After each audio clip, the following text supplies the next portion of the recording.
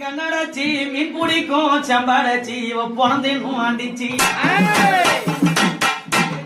பெரியாச்சி நம் பாடுறது நீ தந்த மூச்சி தேசம் எல்லாம் உன் பேச்சு தேவியே உன்னாச்சி உனக்கு வாயிலே அஞ்சிப்பினோம் உனக்கு வலது கையில் எடுப்பினோம் என்ன பெத்த மாலை வலது கையில் எழுப்பினோம்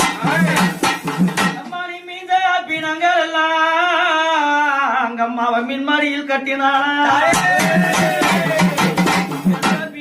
கால் மாடு வேகும் பிணம் தலைமாடு